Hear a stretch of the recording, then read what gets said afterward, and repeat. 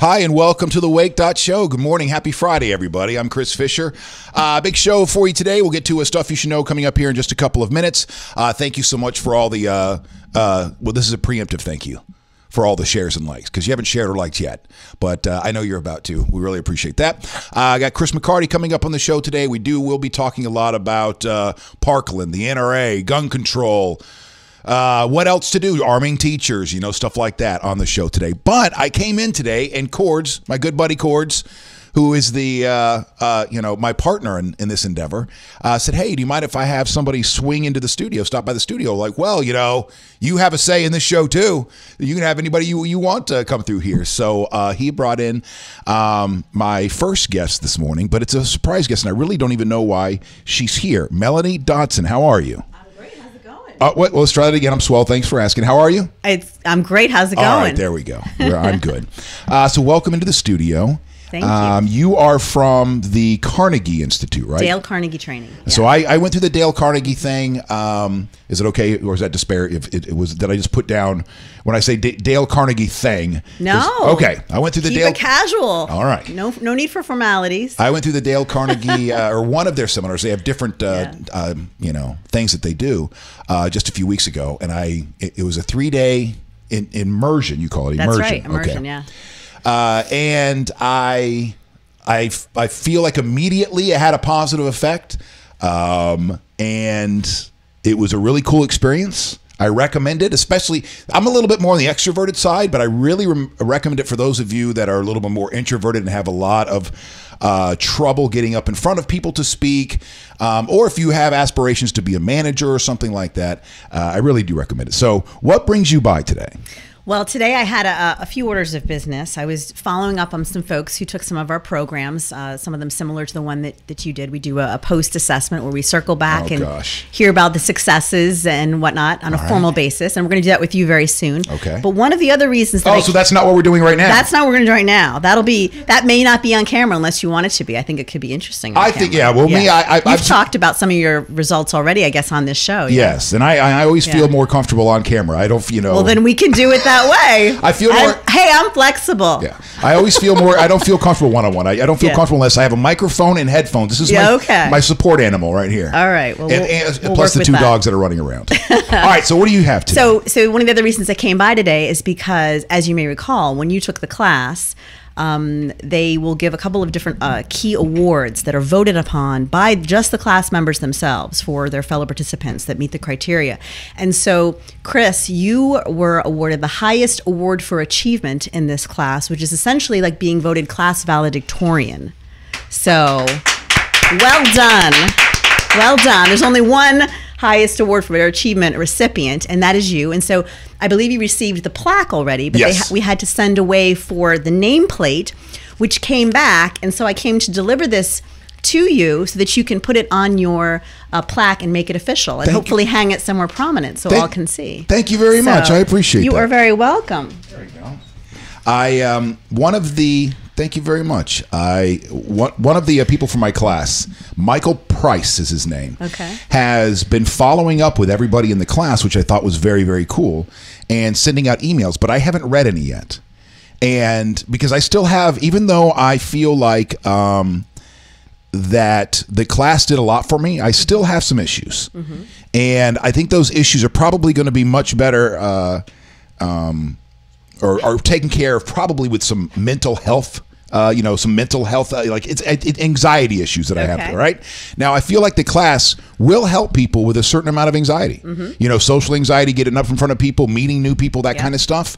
But at the same time, I have deeper issues that I don't think Dale Carnegie needs to be, is in his wheelhouse. So I want so badly, and I don't know what stops me. But this guy has followed up, and actually, let's do it right now. Let's just pull up one right now. Let's do that. Let's see what he has to say. I'll use you guys as my therapy, okay? Like I said, I'm always more comfortable.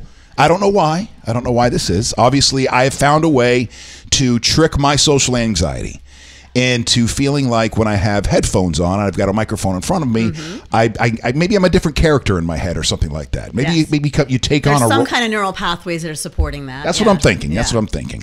Wait, have you and I already talked before? I think we had. Were you the one that came by here to sign me up? I am that person. Oh, you are that person. How okay. nice of you to remember. Listen. We had that nice hour and a half conversation. And now I'm just realizing you're the same person. Sorry. I'm wearing a different dress. Maybe that's we don't have uniforms. All right. I think his name was Pries or Preis. So he was a fellow participant of yours, yeah? Yes. And he took initiative to write, to send emails to all the group. He has sent like a lot of emails, okay? Day 1, day 2, day 3, day 4, wow. So daily. I'm just going to go back to the first one that he sent out on the 3rd. Okay. All right? Just to see what it was that I have missed that I'm not reading. So here we go. He goes... All right, I miss you all. I hope that everyone had a good da-da-da-da-da-da. I wanted to reach back out to everyone to share something. I've committed to keep the momentum going as I re-enter the normal routine. Coming away from the class, I shouldn't put up those people's emails, addresses, I guess, on the show. I originally thought this effort would be helpful. I'm going to put the camera on you while we're doing this. Well, there we go. We'll make this. We'll use this awkward shot here. I have to lean into it. I can't make it bigger. So I originally thought this effort would be helpful to me as a journal that would help crystallize my best thinking and reinforce good habits. As I began to put this together, I thought it might be a good idea to share it with you all, as I also wanted the benefit of hearing from everyone else that is willing to share. The entries will be limited to 1 page of a Word document to make a quick read. I'll also do my best to keep them regular and coherent with links to other resources that I find helpful, which I think is amazing here. He's thought this through. Yeah, this is a guy that's going, this is all well and good, but he also has the acumen, I think, to realize that once you leave something like this, that it starts to... You want to keep that momentum. Right. Yeah. And so he goes, all right, so basically this is a little daily journal. So here's the first one. Principle 1, don't criticize, condemn, or complain. I've just gotten settled into my seat on my flight out of Tampa when I hear an argument between 2 passengers immediately behind me unfolding. One of the passengers is talking loudly on his cell phone. Another passenger called him out to be quiet. At this happening, the cell phone talker sitting immediately behind me is making contact with my seat, just enough force to cause the seat to move back and forth. With him being behind me, now I have to finish this story. I'm excited about it.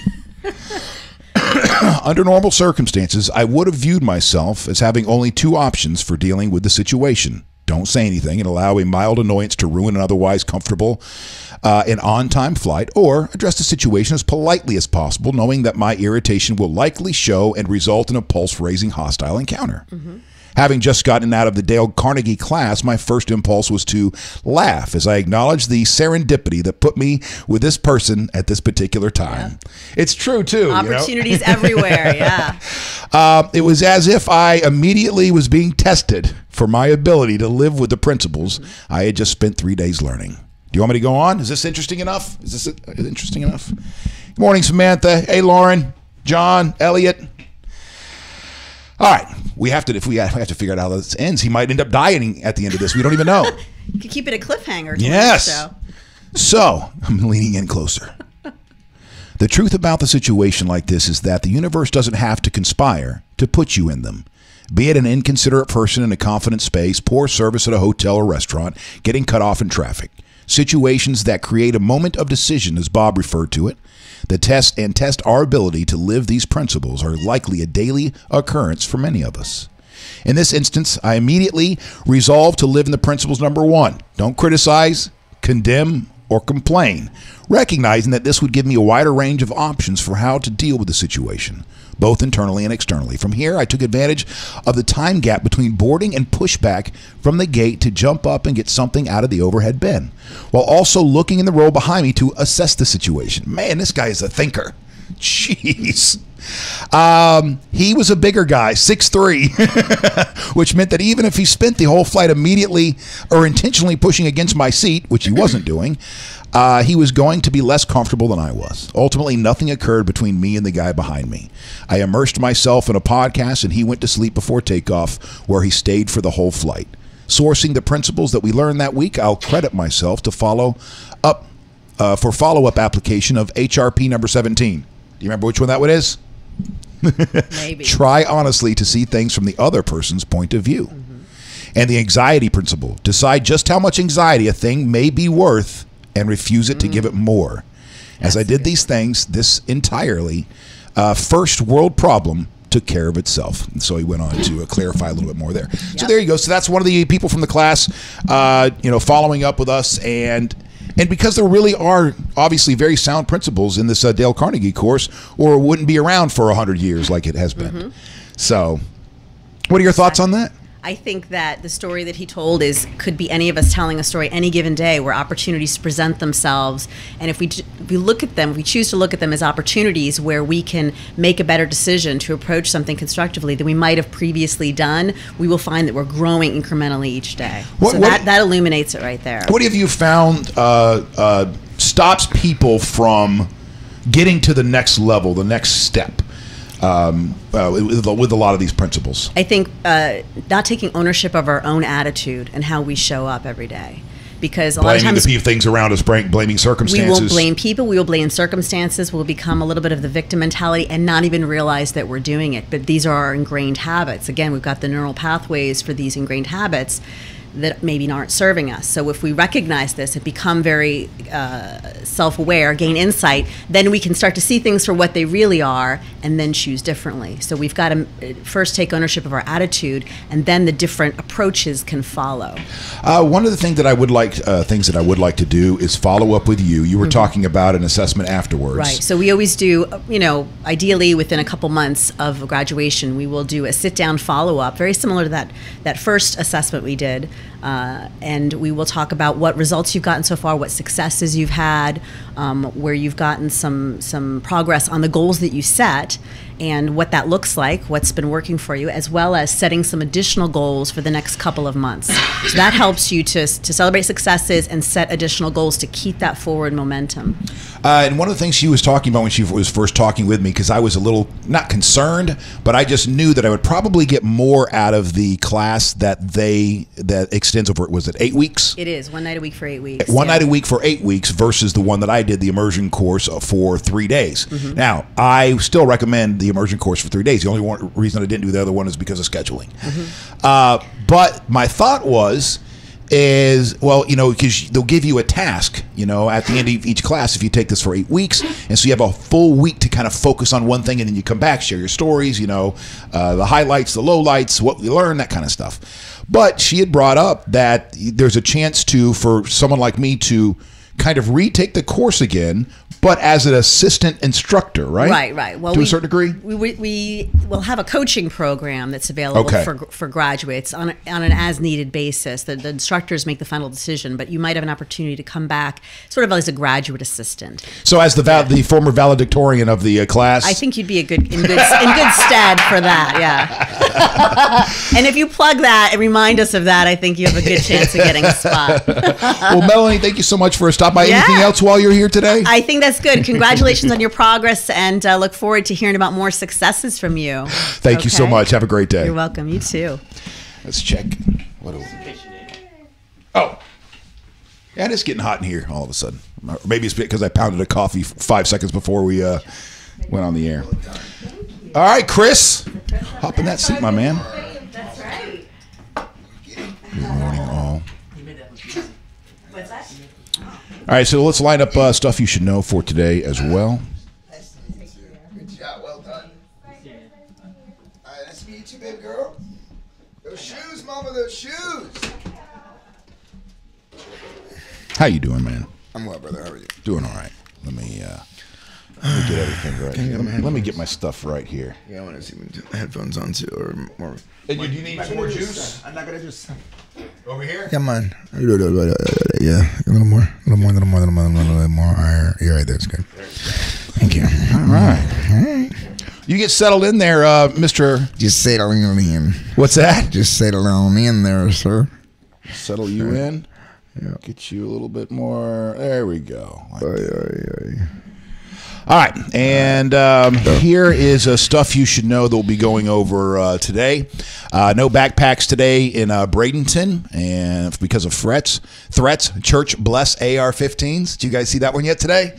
a church is having a blessing ceremony where they want people to come down with their AR-15 so they can be blessed. Deputy never went in. This is a very sad story, or a sad part of this story for this deputy that waited outside as the shooting was going on for 4 minutes. So we'll come back to that story and back that up with an officer defending that guy, a veteran. The NRA corporate backlash. We got a story about that today. We'll see, because it's very interesting times. The NRA is very powerful lobby here in America, and the way that, from their vantage point, the way guns are tied into personal freedom, and from their perspective, or from what I'm trying to put together from over the years is guns are basically you're kind of a last resort. You let the government take your guns from you, then all your personal freedoms go away. So that's why it's so hard to get them to budge on anything. I also wonder, just like, do they all believe? Either they all have the same zealotry behind their beliefs, or is there something else in play? You think. Of course, there's power and money at play in this and this and this, but I have a feeling that most of the people, behind the scenes there at the NRA, probably really truly believe the stuff that they espouse. And so we'll approach that today. The Missouri governor was indicted. Sex stuff, not gun stuff. Just your typical trying to just take pictures of his mistress and then blackmail her with them. The usual kind of stuff. The dead to be revived and robots. For those of you that are big fans, been watching Black Mirror. I'm only 4 episodes into it, and I know you don't need to watch it in order. But I'm only 4 episodes in. Black Mirror, is that the one? What was the first episode? Was it like kind of about the prime minister? Yeah, the first one was dark AF. The first. Whoa, man! I almost don't. I almost recommend to not start with that one. Let me tell you something. That bar was set so high that the second one. I didn't finish the second one, but the second one was like I was. And it just kind of took a long time, and it just wasn't the same as the first one, so I didn't finish the second one. Yeah, well, so does the second one end well, like the first one ended? I don't recall. I have to look up exactly what the first one had me. I was thinking about it the next day, like, God, that was great. Like, it has that effect on you. You see something, and you're thinking about it days after, like, man, your soul was. Maybe like the first time you saw Saw or something. Well, right, like you're just different. Like I didn't think like that. Yeah. And the thing is it's not episodic. Yeah. So you don't have to follow it 1, 2, 3, 4. Yeah, that's what I know. It's almost like the old Twilight Zone. So you're on 4 now. Where would you start? If you could go back 4 right now, you start at 4 and then go. Give me your order of how you would start. If I'm brand new to it. Actually, there's probably other people that would be better to answer. I wouldn't even be surprised if we could Google something like that. What order should I watch Black Mirrors? All right, let's see. You got it. All right, what order should I watch? And it fills it in. Black Mirror. Okay. I had a feeling it'd be one of the ones that popped up. All right, here's the best way to watch. We are so funny. Now, I'll tell you that I'm glad that I got to the 4th. Okay, so they start off, that still there is from the episode that Chris was just talking about. All right, well, then let's take off stuff. You can see what else we'll be hitting today. The dead be revived in robots, and, maybe we'll start right there if we're going to go ahead and get right into it. All right, we'll go ahead and get right into it. Then lastly, record heaviest marathoner. Stuff you should know today. So this is the episode that Chris was referring to. And I mean, you could start here because it is so powerful, so effed up. If you want to do that, then line it up with this. Keep turning that as well. You know what I'm saying? Right, otherwise, it'll keep falling on you. Good. Let's see where are you in that? All right, you're still there. Yes. Gotta get my lean on. Let's take this off for now. We'll come back to it. Bad back, How's your finger? It's much better, man. I mean, I can finally do this, which is cool. Good. They just ended some torn ligaments and things of that nature, but it wasn't broken. Okay, so not torn, but strained. Strained, yep. Which still is painful. Yeah, so I'm cool. So look at that. Ooh, see that? You? The day. So you were here Monday, right? Right. On Tuesday. Excuse me. I was putting together a bed in the we don't have furniture in the master. Okay. Or we have our old furniture, just but we got stuff for the guest. We're getting that fixed up because it's cheaper. Right. Well, we find a used Ethan Allen bed that's like 20 years old, great condition, great pieces of wood and everything. And I have to put this bad boy together. It's a 2-person job. But I'm like, oh, my ego, I got it. So that is called an ego right there. it reached up and bit me, and trying to put the thing together, I had to get some pliers or whatever. And next thing you know, as I squeezed not the plier, but we'll call it pliers, the back side of them, right, and it snipped you, pinched, got me good. I've done that, yeah. And I leaned up against the wall. I leaned up against the wall because it hurt so bad, and I thought for sure I was going to look down and see a chunk gone, blood coming out. Yep. It was one of those, and so I'm leaning up against the wall, and about 10 seconds later, I look down. Still painful. I see it's going to leave a mark, but it's not that bad. And I thought of you, buddy. I thought of you. First thing that popped in my head, because when Chris hurt his hand on Sunday, and I saw him on Monday, I go, well, I saw one of the comments on your post was a friend telling you, hey, that might be the universe going to slow down a little bit, Chris. So I go, just keep that in mind. You have a lot of stuff that's happening like pa, pa, pa, pa, pa. So maybe this is say slow down a second, right? Not 24 hours later, crank. And I'm leaning up against the wall going, I guess this means I need to slow down too. So now, if you could do it all over again, how would you have done it differently? I would have slowed down. Okay. And looked at what I was dealing with and saw that the tool that I was using was not the one that I needed. It didn't give me, it put me in a situation to get hurt. I was thinking about this after that conversation we had about, the universe telling you to slow down. And I went one step further. It's like, all right, so if you're going as fast as you can, that means there's the aspect of like a race, right? So what's at the end? The finish line. Which is? Death. Thank you. So why are we all sprinting to die? Boom. Huh. Think about that. If you're rushing and rushing to kill because I got it. But at the end, it's that. So am I really rushing to get to that ending? Nah, man. Let me just because then go one step further. How many people who are going 80, 90 miles an hour in maybe a zone that's 40 and they get in an accident and they potentially have passed away? What were they doing? They were rushing, and they got to where they were going, weren't they? They went, slowed down, dude. All right. So now that I have time to think about it, to mull it over. Bring it on. To answer your question, which I actually was a rhetorical, I think. Yes, it was open-ended. Why are we in such a rush? Why are we in such a hurry? Thank you. Things can be over before we know it, and why are we rushing? And I think it's exactly that, because things will be over before we know it. So we're frantic and trying to get as much in before it's all said and done. Right, but it's so funny because we keep doing the same thing again and again, pinching our hands, and we're just, instead of being like, hey man, like, I know it's easier said than done, Chris. No, but and that's what I'm saying. I think it's maybe it's this moment now, like that just happened to you and I, both our hands. Like, come on, man, like, we both have to stop and go. You know what? Yeah, we're getting older, so maybe but maybe it is. That's the problem. Cell phones speed us up. Just the way society is, just the way it's made at this point. Everything is so fast. Like maybe that's it. Like cell phone off for a little while, technology down for a little while. Go for a walk on the beach. Let's go meditate like we used to meditate all the time. Like time to get back to slowing down because it's getting even faster. It's still speeding up, and I don't think we can keep up.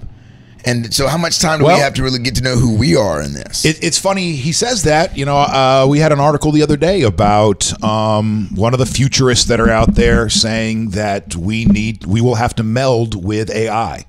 This emerging AI. We will have to become cyborgs. We have to meld with it, or else the AI will outpace us by 1,000,000 times. And we will become enslaved by the robots. I can't wait. I hope I'm still around for that. Why? I still hope I have a good back, so I can serve my robot leaders well. So essentially, it sounds like we're about to go underground, like they have in all little movies and books they've sprinkled through time. Which brings us back to Black Mirror. All right, so the story. So episode 4. Okay, well, first let's do the story. We'll come back to those because the story is the Swedes. Wait, but what episode is this? I'm not sure which episode. Okay, all right, fair enough. Right, because actually, this is not an episode that I was getting ready to. It's actually an actual news story that I was going to share with you. Okay, great. But that's fine because let's go through the Black Mirror thing because I have a feeling if we go through this first, then when we refer back to when we go to the article, we'll know what episode they're talking about. Right. So let's start right here. It says start with this particular article here. Start with The entire history of us. That is season 1, episode 3. So I did watch this one. In the very near future, everyone has a chip that records, okay, I remember this, their entire lives. Everyone can play back every moment, good or bad, whether to relive instances of joy or dwell on moments of regret or jealousy. This isn't the best episode of Black Mirror, the article says, but it's representative of the show on the whole. Society is more or less like real life, although one aspect of technology has exasperated some obvious elements of human weakness. All right? Everybody understand that? Yep. So what it's saying is the show parallels a lot of things that you see going around, but it'll take one little aspect of technology or some emerging something and then blow that part out and see and then play out the effects of that. What it might be if in the future is what it could be. Yes. So, although one aspect of technology has exacerbated some obvious elements of human weakness, and one of the performers has also appeared on Downton Abbey. There's a sinister side to the episode's futurism, but this won't keep you up at night unless jealousy is your number one thing, in which case Black. So that one, it was cool because one of the ways they showed it is you had a little contact, right? So when you started to play, you had a little button, a little controller to play back your memories. That's crazy. And so as you were playing back memories, you could see this contact light up, so you knew somebody was doing it in the episode. So this was an episode of jealousy because there was infidelity, and then you also could project your memories up onto a screen so everybody else could see it. Oh, wow. That's a really interesting concept. Right. So basically, he finds out she's cheating. He's like, "Show it to me. I want to see it." So she's got to go. Wow. Okay. And I don't want to. So I won't give away spoiler. The spoiler or the twists that go along with it. But so that's a kind of a near. That is cool. A near future, so that's one of the ones they say to start with. Okay. Good one. There are people that, and remember that, but there are people who say that it's kind of like what death is like. You pass off and then you're able to go back. And what I've heard was you get taken to this space and you get to see a story that happens in your life. And you're like, okay, so when this happened here, this is what happened over here. And this is what happened as a result of that over here. And you thought this was happening over here. But when that. So you're saying part of that transition? Total, like knowing of all, like real true knowledge would be to know every aspect of it, would it not? To truly get that instead of just your perspective in a moment. So you're saying that crossover between this life realm, and the next is a kind of a re-showing of some important events in your life. What I've been told is that we are in by who? We're in the experiencing aspect of life, and that's in the knowing, the dichotomy in life. So as the metaphysical and the physical, can we go there? Because we go there all the time.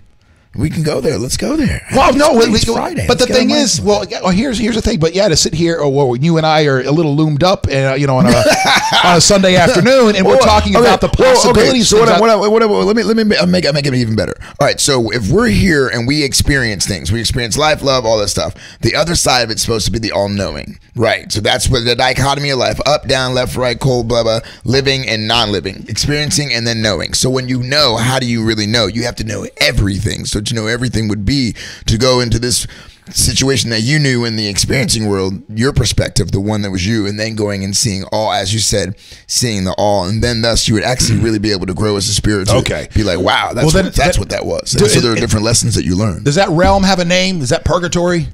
Can we call it purgatory for right now? Yeah, we could do that. Okay, because that's where I was then for about 3 years. Because I swear that's what happened to me, or that's kind of what happened to me starting in like 2012 or so. Was like this reliving of a lot of things, but from very different perspectives. Vantage points, yes. And it was a very interesting journey, including a lot of depression. Now let me say this to you, which is very interesting. You said that being able to go through different vantage points. I do believe that we all have, of course, the same elements, and some more heightened than others.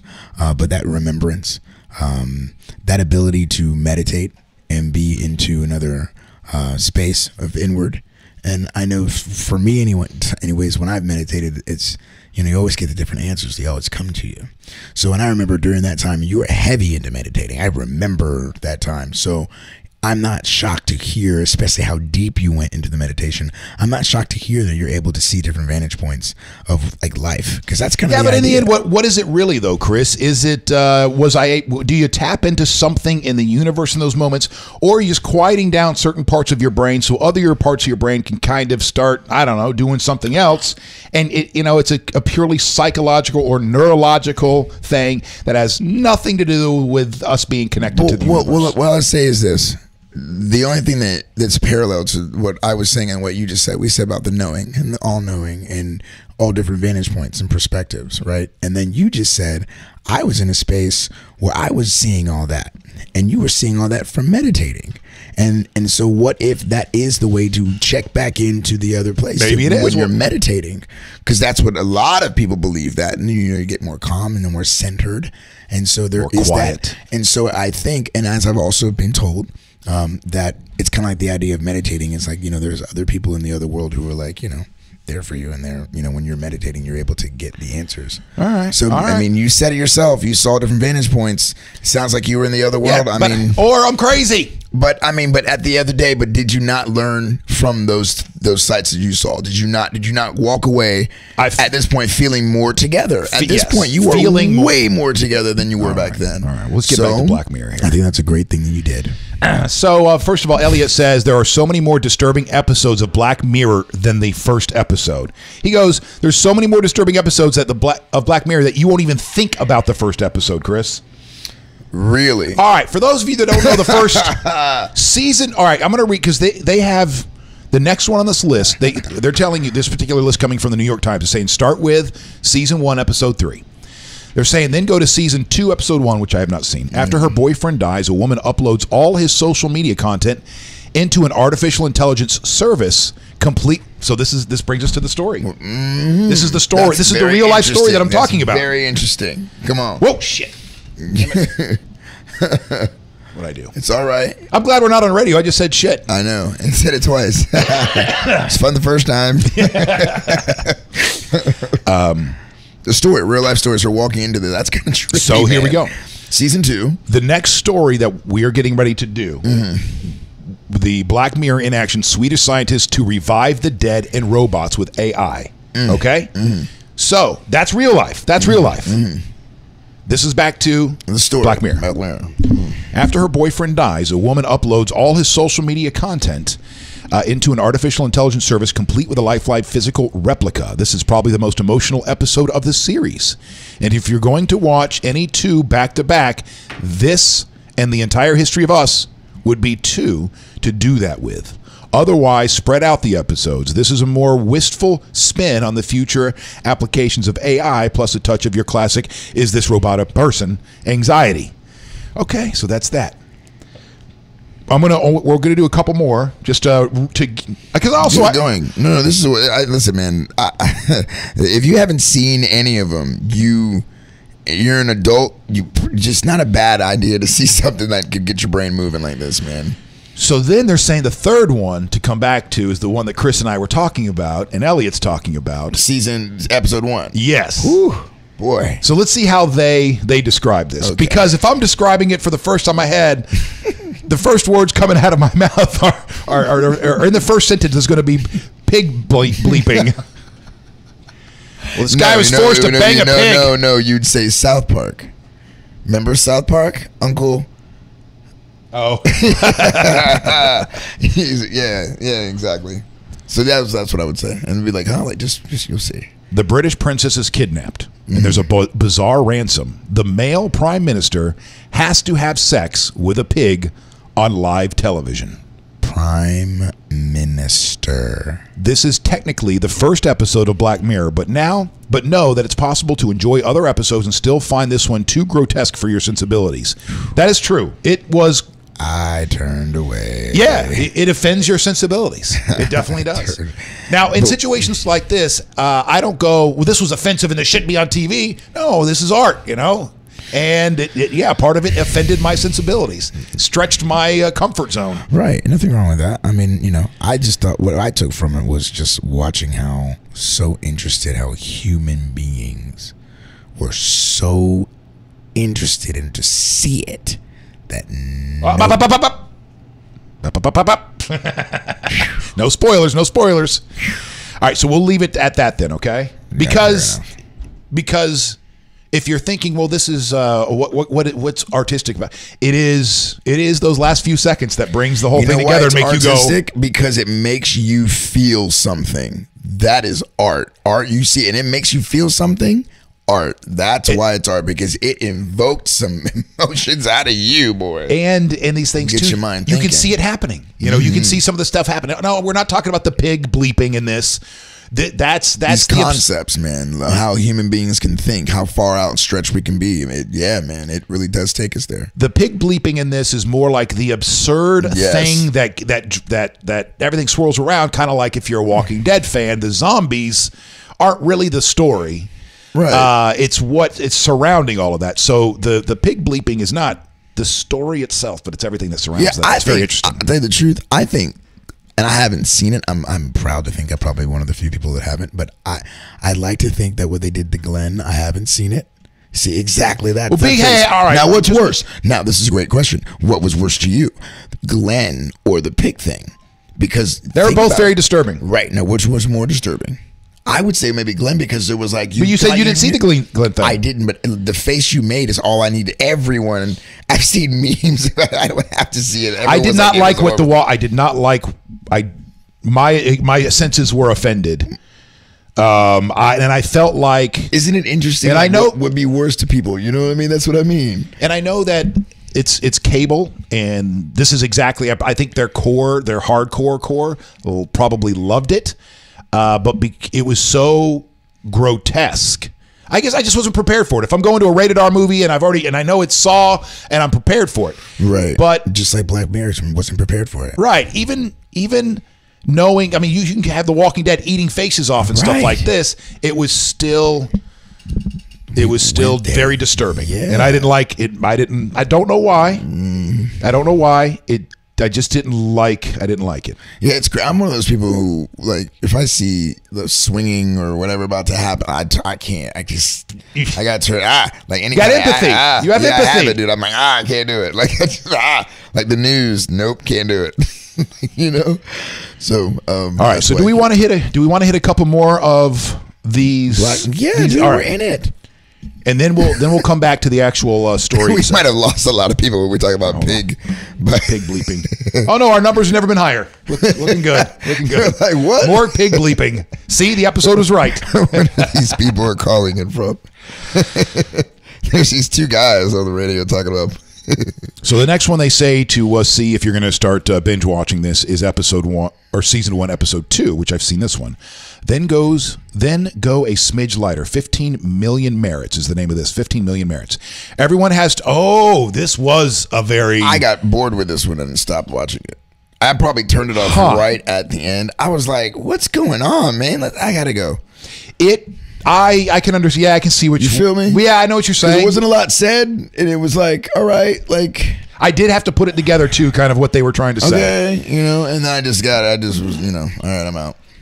So everyone has to ride. The way they describe this, everyone has to ride exercise bikes while staring at vile reality shows. What it is everybody has to ride. Okay, while not a cakewalk, Merits is nowhere near as stomach churning as the national anthem. It is, however, the most directly critical of contemporary entertainment and our complicity in the degradation for entertainment industry. Well, to me, what that episode came off because everybody had, like, their job was to go ride a bike all day. Right. But go ride a bike and stare at a screen as images are bombarding your mind. And if you're not watching commercials about something, you're watching, say, entertainment, well, you got to pay for that part of it. And then how you get your money, your coinage, is by pedaling, right? So it's like a video game. And the more you're pedaling, the more energy you're providing to everybody in the world. The more energy. So the more pedaling, the more energy you're providing for everything to be as is. But the everything that is in the world is not just like the basics so people can survive. It's like the entire world is Las Vegas and needs that much energy in order to keep going. So everybody's just on these treadmills, or these bikes every single day. You get your money up, and then at night when he's going to lay down, and this is part of the conflict, is he can't just rest. They won't let you just rest. You go, well, all of a sudden an ad pops up or a reality television show that you have to watch. And if you try to swipe away and go, no, I don't want to watch this, it goes, okay, but it's going to cost you money. You don't have to watch this, but it's going to cost you money. And then there's other, obviously a plot line that develops from that. Right. So that is a really good one. Then they say to go see episode 2 or season 2, episode 3. Can we just do one spoiler? Just one.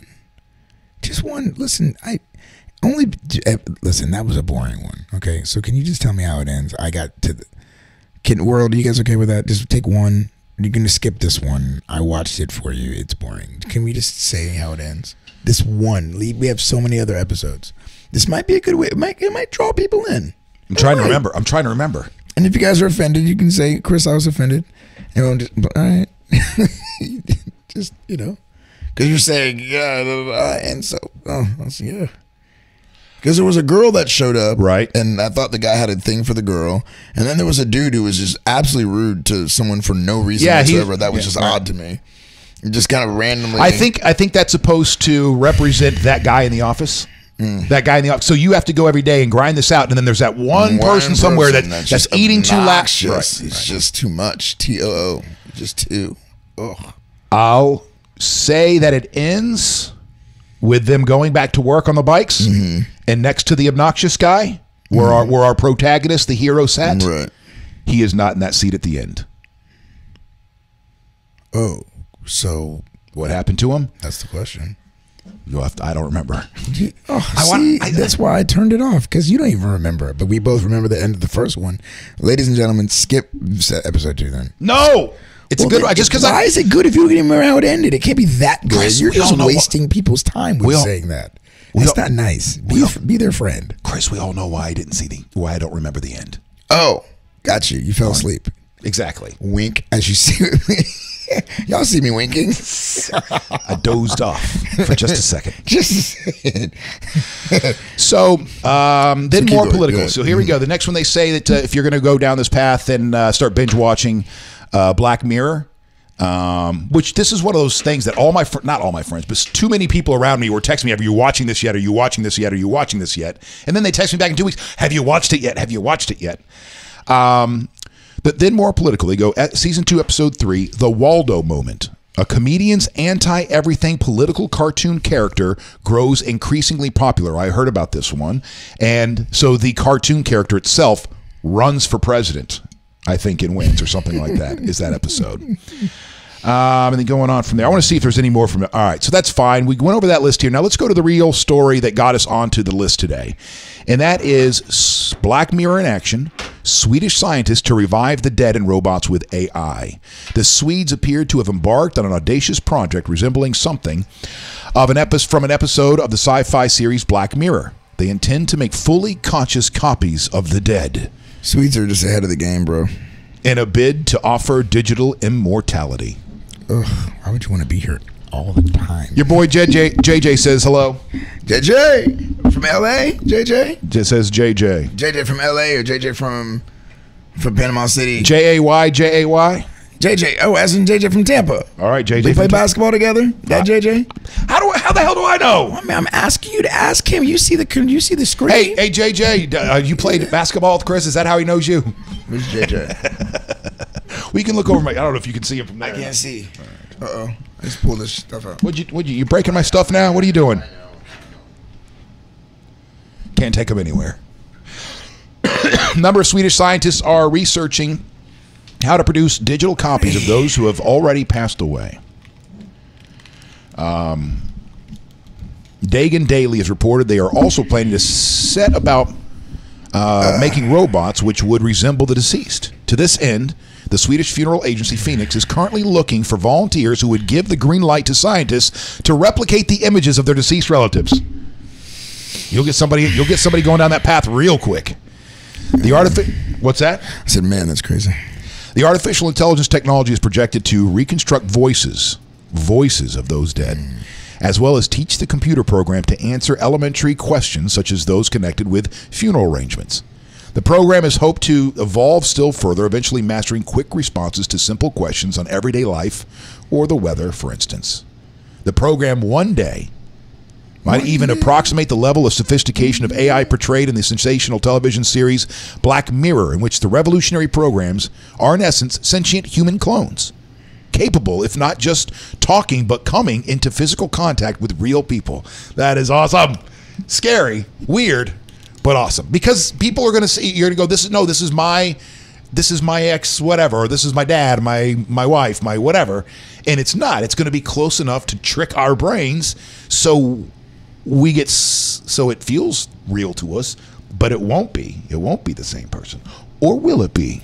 Dude, there's something really mad twisted about that. I mean, throughout the entire, just time, everyone's had to learn about grieving and letting go and accepting.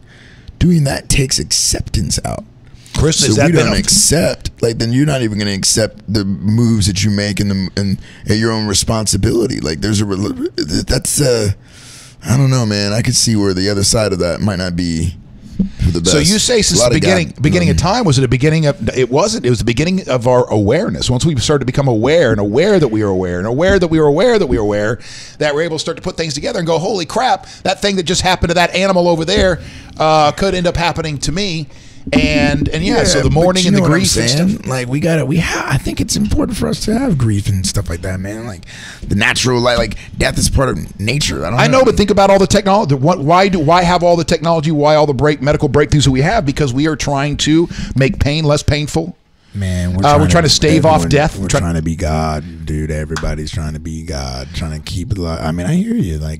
We don't know, and what if you could live together, and the possibility, and it's we're all designed to think about more and outside the box, and it'll be what it'll be, I'm just going to be one of those older generations, I guess. It's going to be no, I think death is natural, and let's not be afraid of our mortality. Easier said than done. Of course, easier said than done. But think about it, man. I don't know, the older generation that I see, I speak to some 76, 80-year-olds, and I mean, they, it's interesting to hear their perspective on how we as people are. Just how we just have to go so fast, and just the things that they say, they're just man, I just feel bad for them.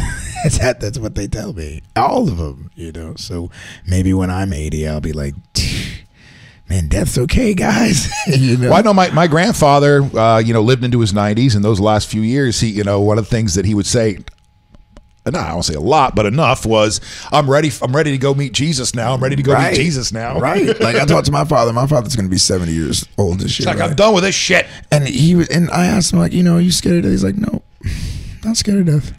All right. Coming up here in a couple minutes, I think Roy is going to be joining us. We'll be talking about movies. But let's get back to the science. Scientists noted that as far back as 30 years ago, people stuck to a couple of pictures of their deceased relatives as the only memory of them. Yes. Whereas nowadays, the technology could enable one to talk to a program which provides the image of a departed loved one, allowing them and their relatives to relive the happy moments of their past.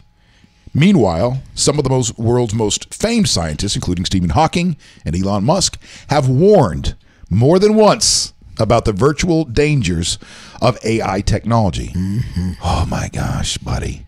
Yeah. And we're going to see some of this stuff, see all of it. Yeah. Listen, man, don't get it twisted. There's going to be it's just sad to think that the trajectory is they love you, then we don't like it anymore. And then to me, it's just showing us our own inadequacies within ourselves. The fact that we're talking about I don't know the generations, but we had this conversation before. Follow me here. Back in 1920s, 1930s, 40s. Okay. Dance is far away, 6 inches, don't show this. We talked about the whole sex and what it does, and then it's been perverted. And then you get the love your one you're with. They think they try to figure it out, right? And so they're trying to love the one you're with. Love everybody. But then they realize but that didn't really work out. You know what I mean? So now you've got a bunch of people who are just off, and we don't really know ourselves and taking time to figure out who we are and heal, and we're trying to find healing in other people. Well, as time goes by and the speed speeds up as it is, now people have less time to even know who they are, and they're developing those relationships with their friends and themselves. So with that being said, now you start making these robots to fill in our lack of who we are. And then so we're going to fall in love with that, but just like all those relationships that we have with our human people, we fall in love, and then we start to not appreciate them. And like our pets. Our pets. Well, what I'm saying is the relationship relationships, what happens with those relationships when you're not healed? It breaks off. It doesn't work out because that person's not healed either. So you're going to get these AI robots and be like, this is great. But then after a while, something's going to happen. You're not going to want it. And it's going to be how you're going to break off of that. So you're going to say the relationships through AI will be like a drug, where in the beginning it's going to feel like, oh, great. I'm glad I've got my my ex-husband, my ex-wife sitting here on the. Lose yourself in that robot. You're not going to have any feel the need to even get better. And there's going to be a moment. How do you break off from a robot? It's not a person that can say bye. I'll tell you. This will be like anything else, where the scenario you just laid out is right. There will be those that fall, for lack of a better term, victim to the technology and to the trick, the illusion that this is playing on the brain. Yeah. But I bet you for others, these things will be the perfect therapy to get them from one phase to another phase. There'll be those AI robots that look familiar, sound familiar, and are able to help people maybe through PTSD or something like that. I mean, you're right. They're all going to, like any other drug out there, there'll be those where all of a sudden they're hooked on their AI and have created a completely different world in their heads themselves. But I think for others, there'll be the benefits that go along with it as well. All right. Black Mirror in real life. Let's see what is up. Someone just texted me the answer. What happened at the end of that Black Mirror? If you want me to read it. Wait, hold on. And the spoiler. I can't remember. Oh, I do remember what happened now. Mm-hmm. I do remember the girl. Well, to the girl. I'm not gonna. I know what happened now, so I'm just gonna try to teach. Right. So the girl has. I want to go do this. Okay, here. Oh no, it's not that. Yeah, it's. Oh my god, blah, blah, blah, blah, and then yeah. Okay, so I do remember what happened to the protagonist. Yeah. I don't want to give it away. Wait. Well, don't give it away. Here, you know what? You have time. You have time. You can turn down. You can turn down your stuff if you need. So what happens to the protagonist in this? Because he hates it. He hates the grind. He hates to get up every single day, go ride this bike, get money, and then at night he spends his money trying.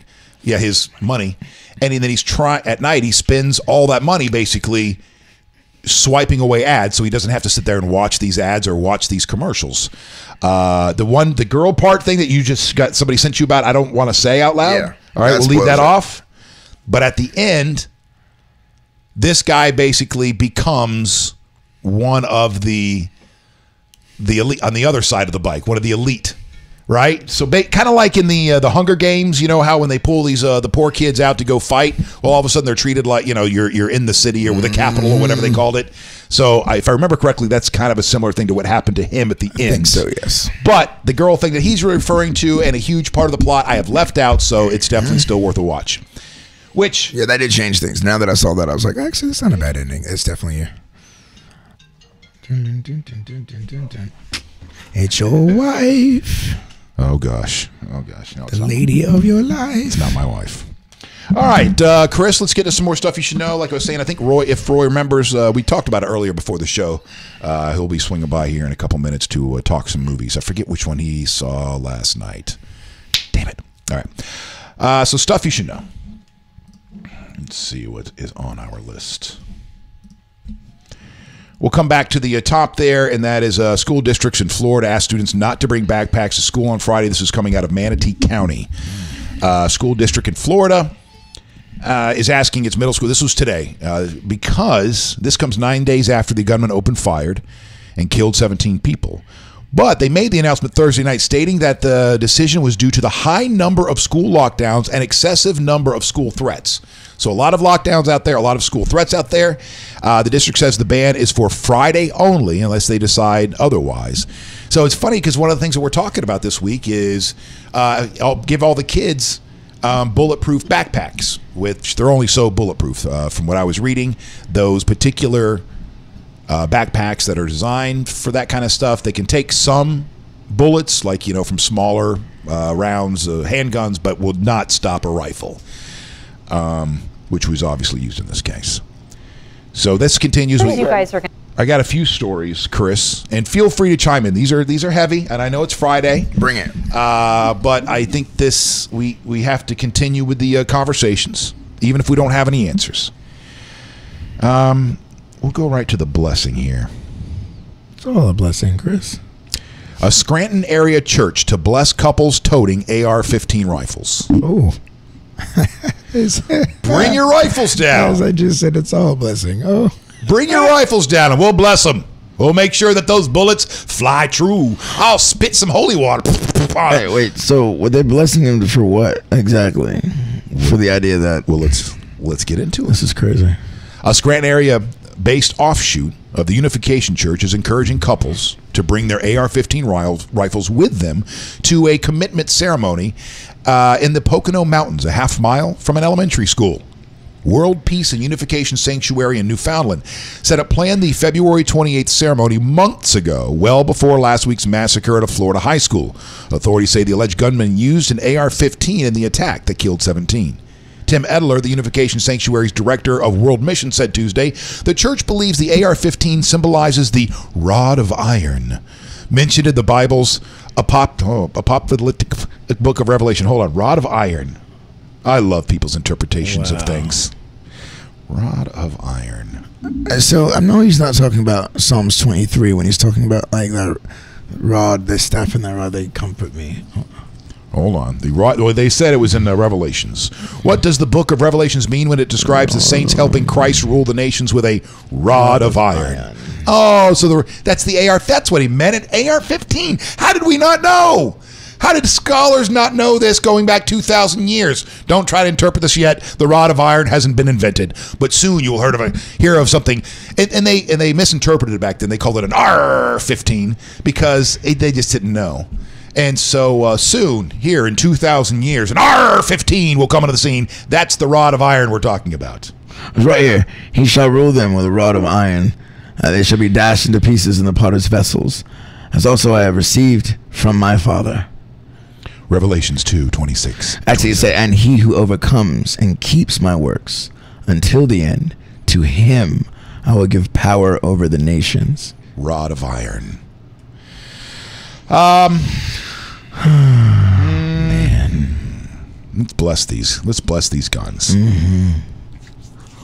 The church website directs couples to show up on the ceremony with an AR-15 or equivalent, such as an AK semi-automatic rifle, representing both the intent and the ability to defend one's family, community. Take over, my friend. I don't even know where you are. The church is down the road from the that's why you want me to pick up. Wallenpaupack South Elementary School. I was just grabbing your back. And some parents express alarm in the planned ceremony. It's something I would consider keeping my child home. It's scary.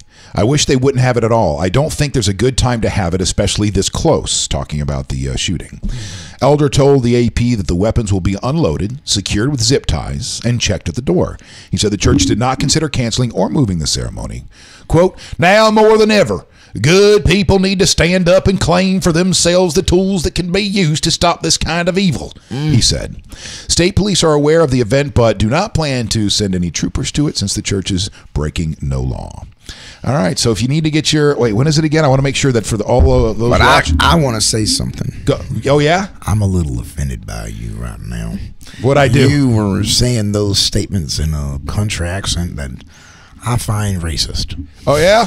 Yeah, yes. You're right. You, not all black people talk like that, man. You know what I mean? You know what I mean, man? What? I wasn't doing a black person? That was a black person that you were doing. You looked right at me, and then you started making fun of me about the way that I and my brothers talk. That was me. That was me doing people where I come from. That was racist. That was about my people. That was a white guy. That was where I come from. That was not a white person. Well, you and I both know that white people do not talk like that. Chris, you've been to Ocoee. You lived in Ocoee. I did live in Ocoee. Yes, I did. Yes, I did. I'll tell you how the white folk in Ocoee talk. All right, how? Yo, son, sing it. Welcome to Ocoee, my man. Now, that sounds more black to me. Nope. You see, that's what I'm trying to tell you. You're racist. All right, so now we got to bring in the Asian for the tiebreaker. All right, Chris. Chris, you're gonna have to give up. You're gonna go. You get to go relax for a second. I want to bring in Roy and talk some movies, and I don't have we don't have enough cameras around to. My man.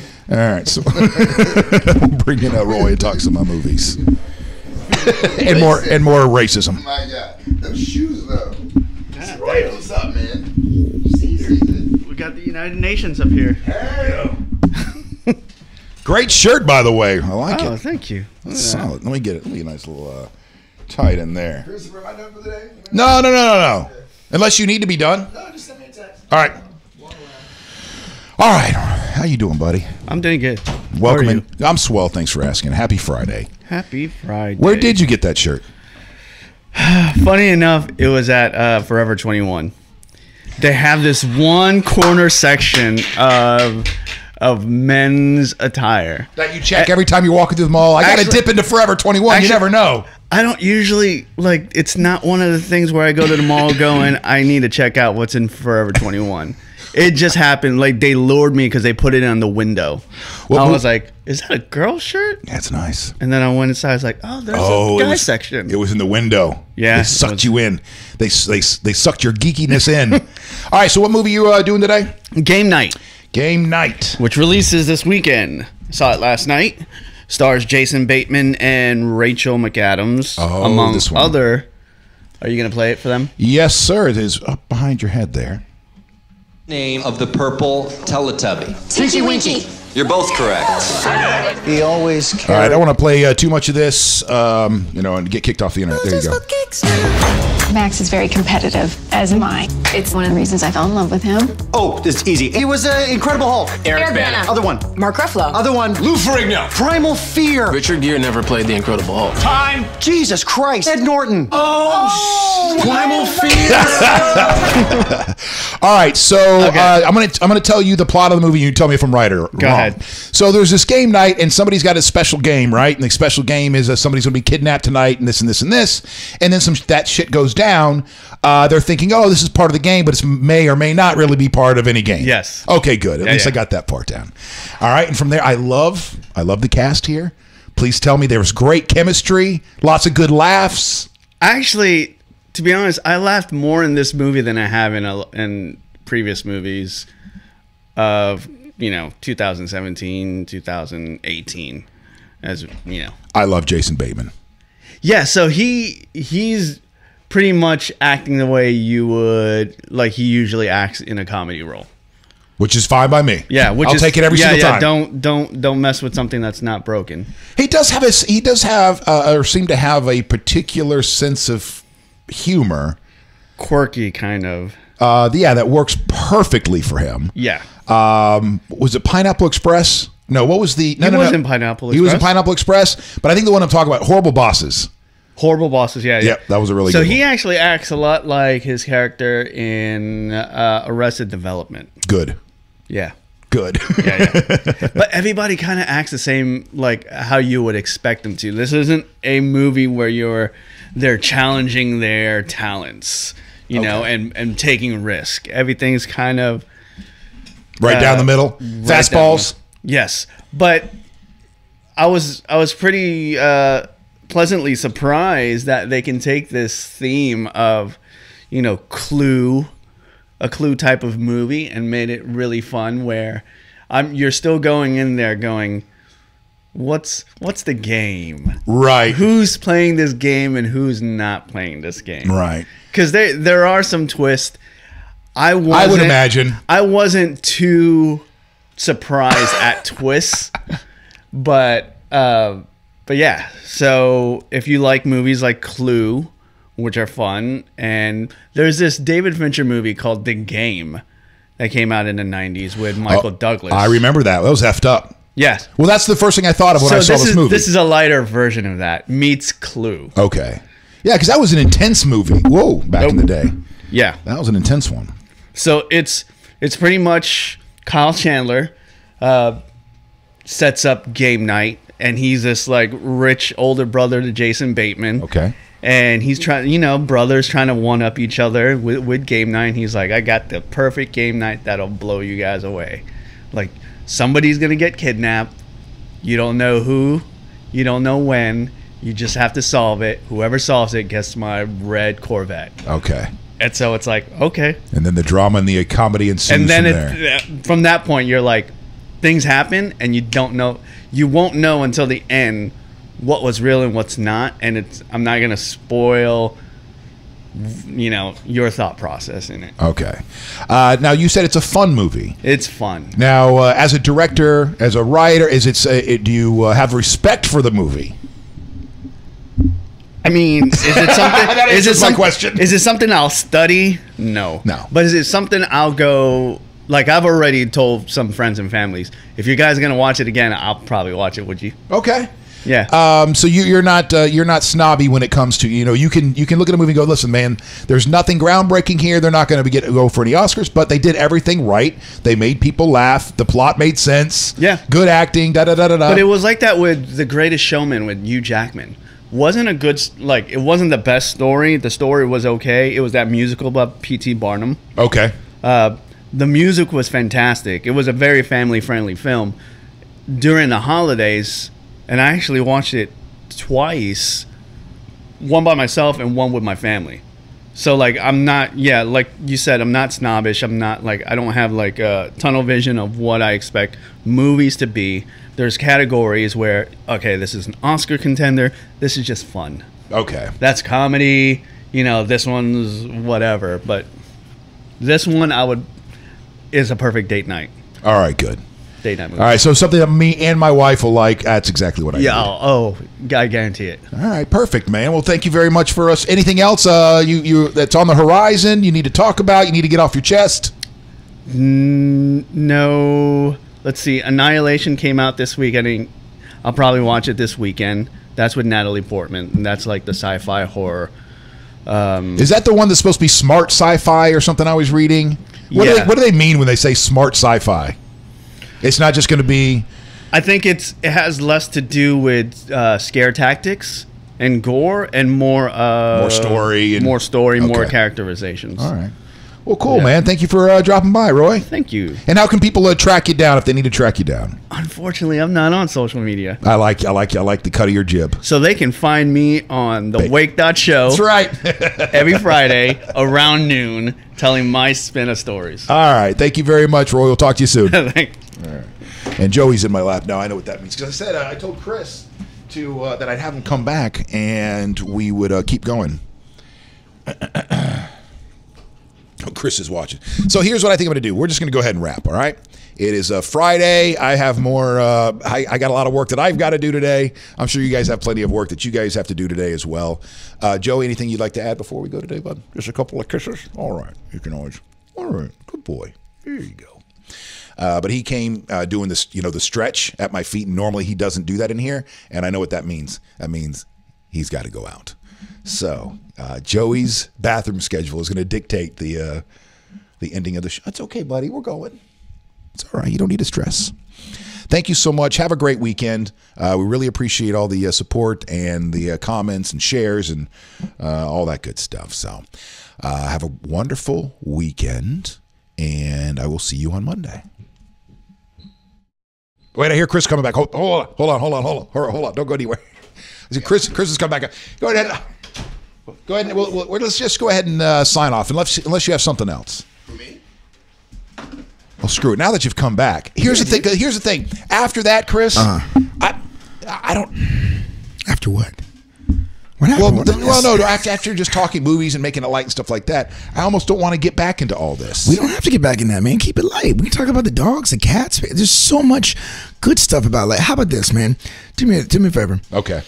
What was the last thought that made you smile about Lauren? Look at that. That's awesome. That smile. Where do I begin? Don't lie. This was the last. Just She makes me smile all the time. Just usually it's easy to pull from then. When she's doing. Well, I know. Dude, on the way here, you had the dogs. You had a thought about her. I hope you guys didn't get in a fight or anything. But no. We're good. Everything's good. Well, I mean, people fight. I mean, just saying. Just hopefully it didn't. So today you say bye, honey, and the level of better yet, tell everybody right now 2 things that you appreciate about your wife. I appreciate everything about my wife. I appreciate. Give me 2. Just give me two. No, because if you say the wrong two things, then it changes. Wrong. Well, then we are in a fight. It's what you appreciate. This is what I appreciate this about her. She may not even know. She may not even care that she does it. Something that you appreciate. I appreciate that she watches the show. I appreciate that she watches the show. I appreciate that she makes sure that our bills are paid on time. How about that she loved your dog the way that she loved your dog? Well, and now you got this. Well, now you guys got dogs together. She loved like all of you, buddy. It's okay, right? Talk about that. No. I not. Well, listen. There was no way you're not going to love Roxy. So that's how that works. Roxy's the best. I love the way that she balances me out. Cool. All right, that's enough. So we can do. So what I want to do is every time we're on the show, we're gonna do that on the way out. Like, so you're gonna before the show, we're gonna start talk about your wife, and you're gonna say one thing you liked about last night that you, and then when we leave, so you're gonna have two things every single time. I think that we should all do this in our relationships. Like, you know what I mean? Like, you're talking to a guy who's divorced. So I look back and think of what could I have done? What would I have done differently? Things of that nature. So it's like, you're married. Like, and that's a good thing. You're at work and you're acknowledging, like, what makes you you. Ding. That's a good way to end it. I like it. All right. Well, say goodbye, JoJo. You can go out and go pee. Bye, everybody. Bye, Joey. Love you, man. Love you.